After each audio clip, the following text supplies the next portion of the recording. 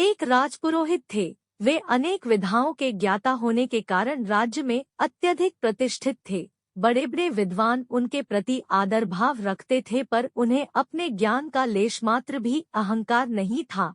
उनका विश्वास था कि ज्ञान और चरित्र का योग ही लौकिक एवं परमार्थिक उन्नति का सच्चा पथ है। प्रजा की तो बात ही क्या, स्वयं राजा भी उनका सम्मान करते थे और उनके आने पर उठकर आसन प्रदान करते थे। एक बार राजपुरोहित के मन में जिज्ञासा हुई कि राज दरबार में उन्हें आदर और सम्मान उनके ज्ञान के कारण मिलता है अथवा चरित्र के कारण। इसी जिज्ञासा के समाधान हेतु उन्होंने एक योजना बनाई। योजना को क्रियान्वित करने के लिए राजपुरोहित राजा का खजाना देखने गए। खजाना देखकर लौटते समय उन्होंने खजाने में से 5 बहुमूल्य मोती उठाए और उन्हें अपने पास रख लिया। खजांची देखता ही रह गया। राजपुरोहित के मन में धन का लोभ हो सकता है, खजांची ने स्वप्न में भी नहीं सोचा था। उसका वह दिन उसी उधेड़-बुन में बीत गया। दूसरे दिन राजदरबार से लौटते समय राजपुरोहित पुन खजाने की ओर मुड़े तथा उन्होंने फिर 5 मोती उठाकर अपने पास रख लिए। अब तो खजांची के मन में राजपुरोहित के प्रति पूर्व में जो श्रद्धा थी वह क्षीण होने लगी।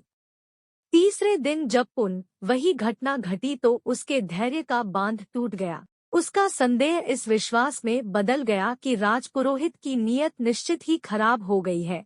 उसने राजा को इस घटना की विस्तृत जानकारी दी। इस सूचना से राजा बहुत आहत हुआ। उनके मन में राजपुरोहित के प्रति आदर भाव की जो प्रतिमा पहले से प्रतिष्ठित थी वह चूर-चूर होकर बिखर गई। चौथे दिन जब राजपुरोहित सभा में आए तो राजा पहले की तरह न सिंहासन से उठे और न उन्होंने राजपुरोहित का अभिवादन किया। यहाँ तक कि राजा ने उनकी ओर देखा तक नहीं। राजपुरोहित तत्काल समझ गए कि अब योजना रंग ला रही है। उन्होंने जिस उद्देश्य से मोती उठाए थे वह उद्देश्य अब पूरा होता नजर आने लगा था। यही सोचकर राजपुरोहित चुपचाप अपने आसन पर बैठ गए। राजसभा की कार्यवाही पूरी होने के बाद जब अन्य दरबारियों की भांति राजपुरोहित भी उठकर अपने घर जाने लगे तो राजा ने उन्हें कुछ देर रुकने का आदेश दिया। सभी सभासदों के चले जाने के बाद राजा ने उनसे पूछा, सुना है आपने खजाने में कुछ गड़बड़ी की है? इस प्रश्न पर जब राजपुरोहित चुप रहे तो राजा का आक्रोश और बढ़ा। इस बार वे कुछ ऊंची आवाज में बोले, क्या आपने खजाने से कुछ मोती उठाए हैं? राजपुरोहित ने मोती उठाने की बात को स्वीकार किया। राजा का अगला प्रश्न किया, आपने कितने मोती उठाए और कितनी बार? वे मोती कहाँ है?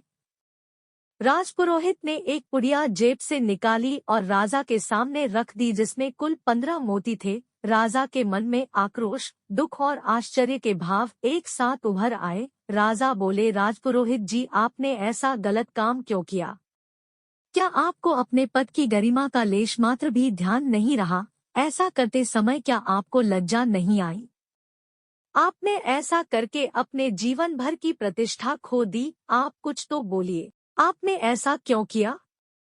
राजा की अकुलाहट और उत्सुकता देखकर राजपुरोहित ने राजा को पूरी बात विस्तार से बताई तथा प्रसन्नता प्रकट करते हुए राजा से कहा, राजन, केवल इस बात की परीक्षा लेने हेतु कि ज्ञान और चरित्र में कौन बड़ा है, मैंने आपके खजाने से मोती उठाए थे। अब मैं निर्विकल्प हो गया हूँ। यही नहीं, आज चरित्र के प्रति मेरी आस्था पहले की अपेक्षा और अधिक बढ़ गई है। कुछ पल ठहरकर राजपुरोहित ने आगे कहा, आपसे और आपकी प्रजा से अभी तक मुझे जो प्यार और सम्मान मिला है वह सब ज्ञान के कारण नहीं अपितु चरित्र के ही कारण था। आपके खजाने में सबसे अधिक बहुमूल्य वस्तु सोना चांदी या हीरा मोती नहीं बल्कि चरित्र है। अतः मैं चाहता हूँ कि आप अपने राज्य में चरित्र संपन्न लोगों को अधिकाधिक प्रोत्साहन दे ताकि चरित्र का मूल्य उत्तरोत्तर बढ़ता रहे। शिक्षा कहा जाता है, धन गया कुछ नहीं गया, स्वास्थ्य गया तो कुछ गया, चरित्र गया तो सब कुछ गया।